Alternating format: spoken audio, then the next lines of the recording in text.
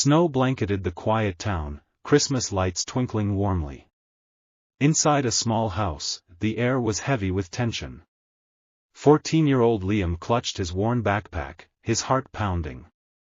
His father, slurring from too much whiskey, towered over him, face twisted in rage. "You're nothing but trouble," he roared, hurling Liam's belongings into the snow. His mother stood by the fireplace, eyes downcast, silent. The door slammed shut, leaving Liam in the freezing night, the sound of carols mocking his pain that he stumbled through the snow, shivering, his thin jacket no match for the cold. The town felt alien now, its festive glow a cruel contrast to his despair. Liam found refuge in an alley, curling up beside a dumpster, his breath visible in the icy air. Tears froze on his cheeks as he whispered, "Why me?" The betrayal cut deeper than the cold. His own parents had discarded him like trash. By morning, hunger gnawed at his stomach. He scavenged for food, stealing a half-eaten sandwich from a cafe bin. Survival became his only thought. He moved from alleys to train stations, dodging strangers' stares and police patrols. Each night, loneliness pressed harder, but Liam vowed to keep going. He didn't know how, but he'd prove them wrong. 2 months later, a kind volunteer spotted him, offering a bed at a shelter. It wasn't home, but it was warm. Liam clung to a tattered book he'd found, its stories his only escape. He dreamed of a future where he'd never feel this pain again, a future he'd build himself. Liam's new reality was a blur of cold nights and fleeting safety. The shelter offered warmth, but the streets still called.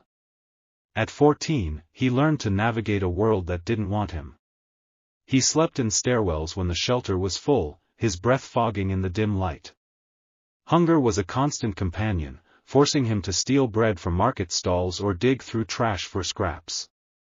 Each bite tasted of shame, but survival dulled his guilt. The city was both enemy and teacher. Liam dodged police who saw him as a nuisance and older drifters who eyed his meager belongings. He learned to hide his fear, keeping his head low and his wits sharp. Once, a shopkeeper caught him stealing an apple. Instead of calling the cops, the old man gave him a sandwich and a warning, "Don't let this life define you, kid." Those words stuck. At the shelter, Liam found solace in books. Tattered novels became his refuge, their pages whispering of worlds where heroes rose from nothing. He read late into the night, a flickering bulb his only light, dreaming of becoming someone who could fight for the forgotten. Law books fascinated him most. Justice seemed like a shield against the world's cruelty, but life wasn't kind. A fight with another runaway left Liam with a bruised jaw and a stolen coat. Loneliness gnawed harder than hunger, especially on Christmas, when memories of his parents' betrayal resurfaced. Yet, he refused to break. "I'm not nothing," he'd whisper, clutching a book. The shelter's volunteers noticed his spark, encouraging him to aim higher. Liam vowed to escape the streets, not just for himself, but for others like him. The shelter was a lifeline, but it wasn't home.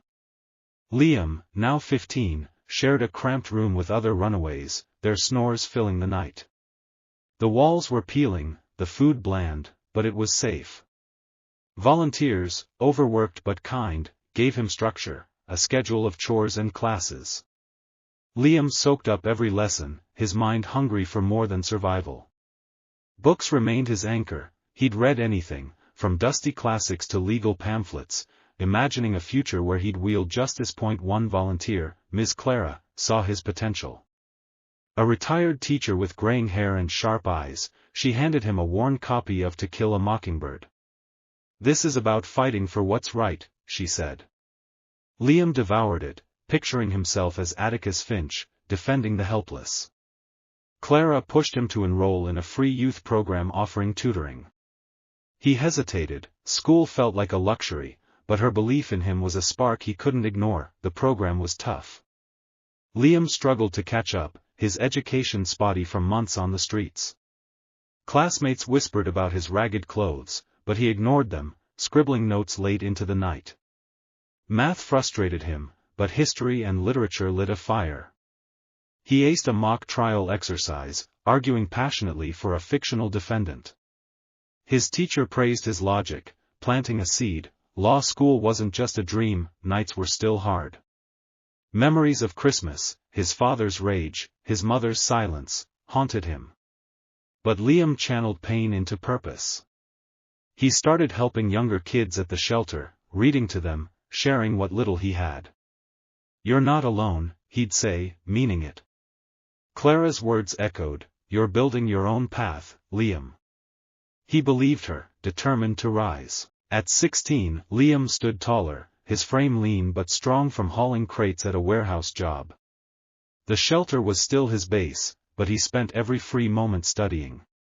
The youth program had opened doors, earning him a scholarship to a local high school. Classrooms felt foreign, filled with kids who'd never known hunger or betrayal. Liam kept to himself, his nose buried in textbooks, driven by a fire to escape his past. School was grueling. He juggled classes, work, and late-night study sessions under a flickering shelter lamp. Algebra tripped him up, but he aced English, writing essays about justice that impressed his teachers. A guidance counselor, Mr. Reyes, noticed his grit. "Law school's tough, but you've got the heart for it," he said, handing Liam a list of colleges. The words felt like a lifeline. Liam's job paid little, but he saved every penny, hiding cash in a sock under his bunk. He bought a second-hand suit for mock trial competitions, where he shone, arguing cases with a quiet intensity.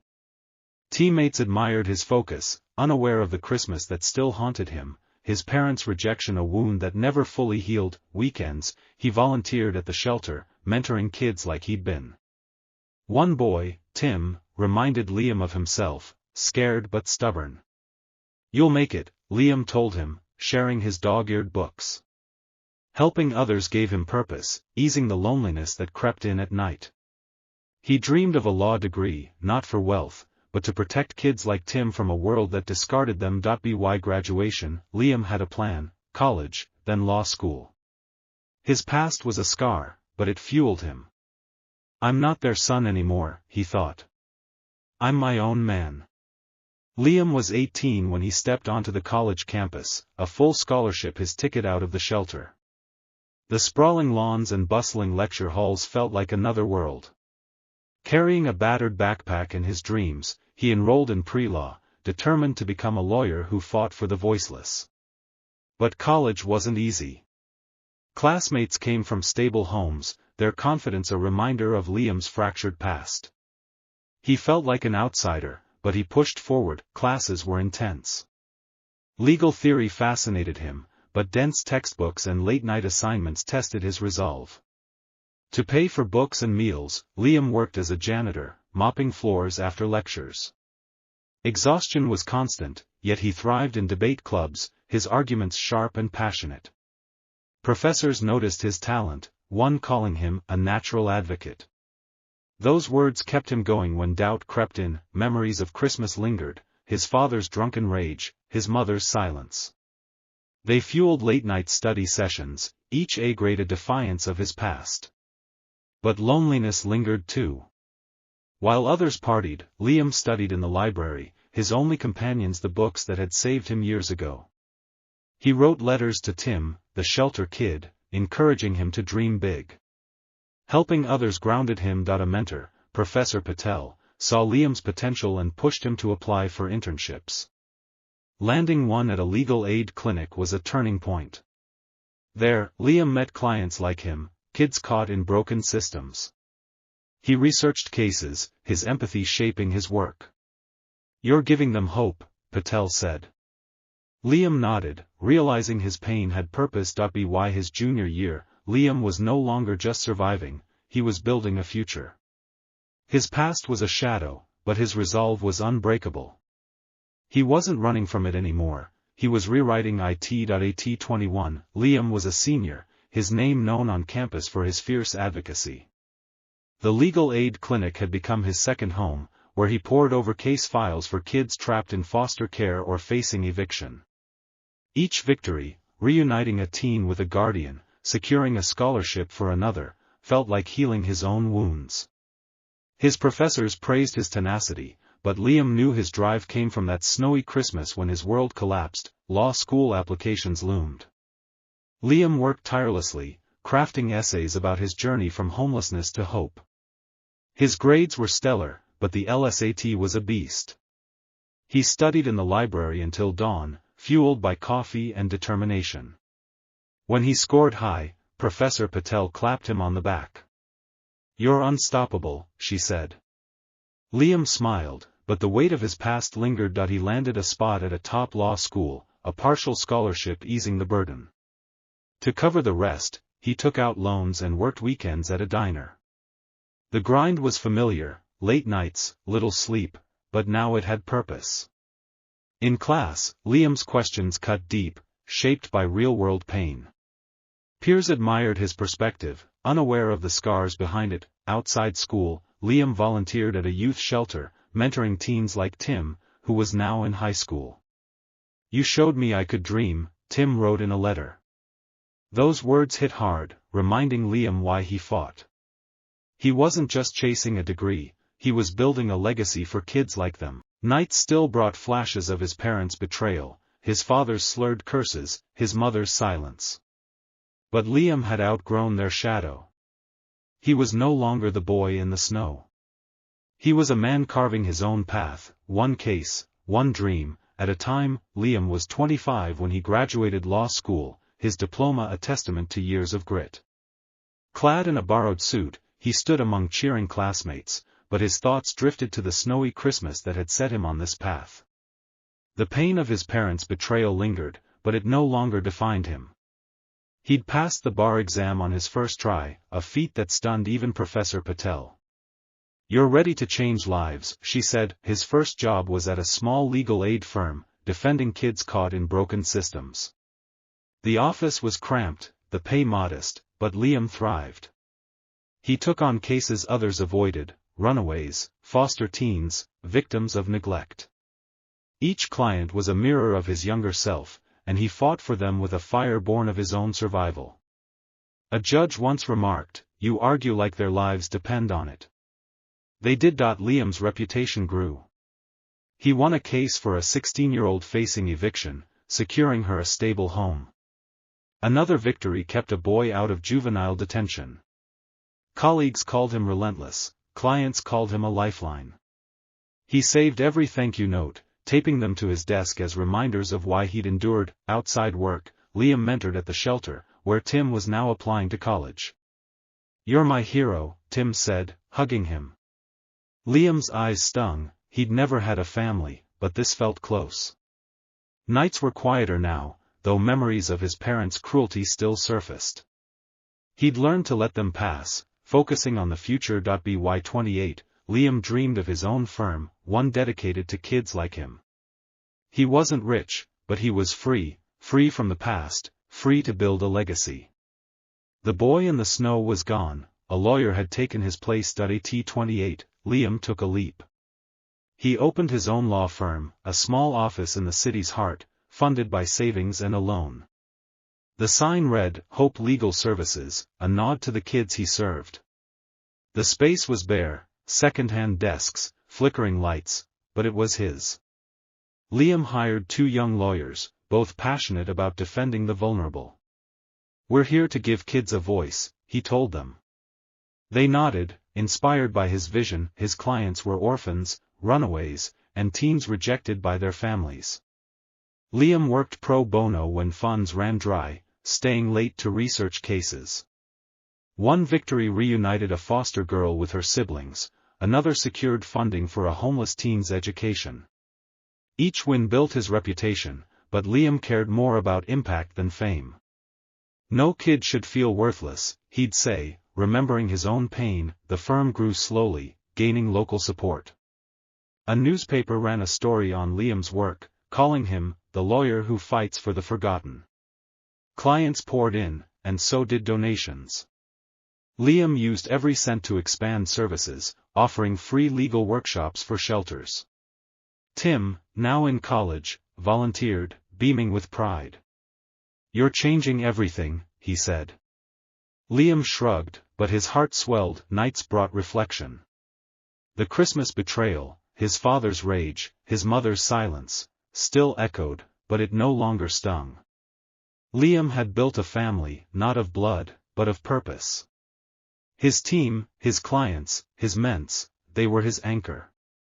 He framed Tim's college acceptance letter, a reminder of why he fought. Liam's firm was small, but its impact was mighty. He wasn't just surviving anymore, he was reshaping lives. The boy who'd slept in alleys was now a beacon, proving that from pain, purpose could rise. His story was only beginning. Winter settled over the city, snow dusting the streets. Liam, now 28, sat in his office, reviewing a case for a runaway teen. His firm, Hope Legal Services, hummed with purpose. A knock interrupted him. His assistant peeked in. 2 visitors. They say they know you. Curious, Liam nodded. The door opened, revealing 2 familiar faces, his parents. His father, gray and frail, leaned on a cane. His mother clutched a scarf, eyes red. 14 years had passed since that Christmas betrayal. Liam's heart stilled. The room felt smaller, the air thick with memories, his father's drunken shouts, his mother's silence, the snow swallowing his belongings. He stood, composed, his face a mask of calm.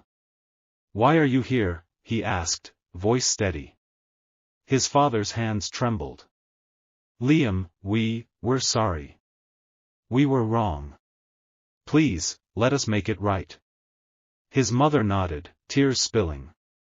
"We've missed you," she whispered. He studied them, searching for the anger he'd once felt. It was gone, replaced by indifference. Their guilt couldn't undo the nights he'd spent freezing, the years he'd fought alone.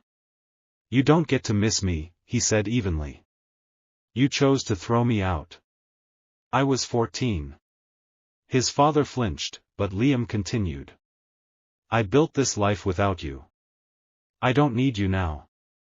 The words hung heavy. His mother sobbed, but Liam felt no urge to comfort her. He'd mourned their loss long ago, in alleys and shelters. "You're too late," he said, opening the door. They shuffled out, heads bowed, the weight of their regret palpable.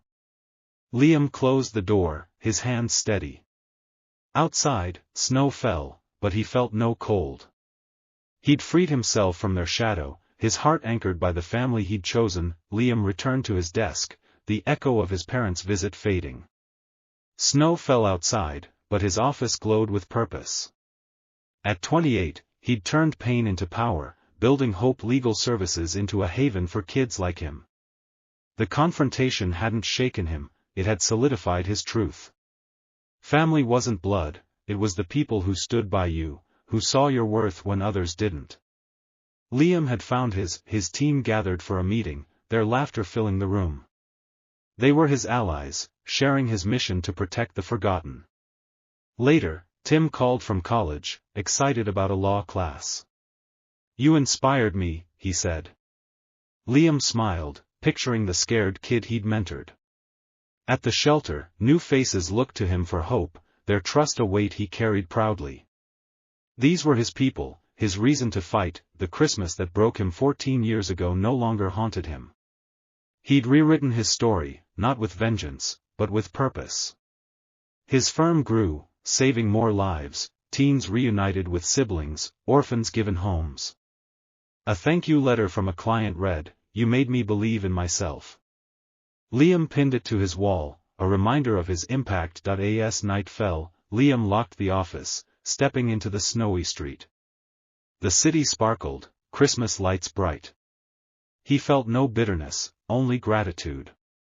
He'd survived betrayal, built a legacy, and found a family in those he helped.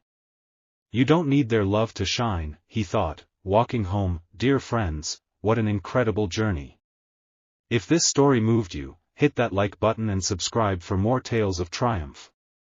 Share Liam's story, let's inspire the world together. Keep dreaming, keep fighting, because your past doesn't define you. Your future does.